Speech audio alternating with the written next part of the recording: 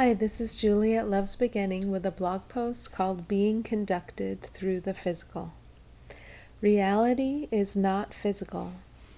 The physical is a very real seeming experience you are delivering to yourself by relying upon the lens of separate identity. You have to rely upon the lens of separate identity to believe the physical is real, and you have to rely upon the lens of separate identity to suffer. To appear here in this guise reflects a decision to suffer. Let's go slowly here. Watch any reactivity that comes up in response to the idea of a decision to suffer. Anger, guilt, blame, struggle, any of it? Do you feel anything? It is true that you decided to deliver unto yourself an experience of suffering only possible within an illusion. But it is equally true that suffering will never be a consequence of making that decision. You came here for the suffering. Suffering doesn't actually exist outside of an illusion. Another experience you can deliver unto yourself is that of contact with civilizations who have realized that our oneness is our conduit out of suffering. We speak of contact with other dimensional brothers and sisters. They are waking up as you are, and you will all assist one another in your acknowledgement of what is real and what is not. The physical and your interpretations of it are a large distraction from what truly is. This is why you have an ever-present invitation to go into the heart center and to allow what is to determine all. You turn your plaything, the illusion, over to what is in order to bring the story to a happy conclusion.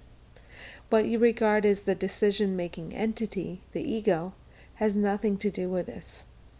The ego is just a spinning set of still active thoughts and beliefs.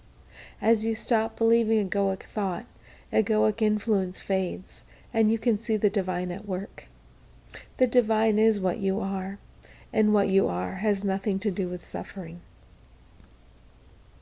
You are accustomed to seeing the physical as what truly is. We invite you to allow the significance you habitually place upon the physical to fade, so you can allow the real to come into view. While you still believe in the significance of the physical, you are guided through it, through what you believe in and therefore experience, in a way that leads you deeper and deeper into every moment reliance on peace beyond all concepts. Ego frantically and repetitively interprets the physical. Notice this frantic quality and recognize it for the lie it has always been. What is real doesn't need to convince you of anything.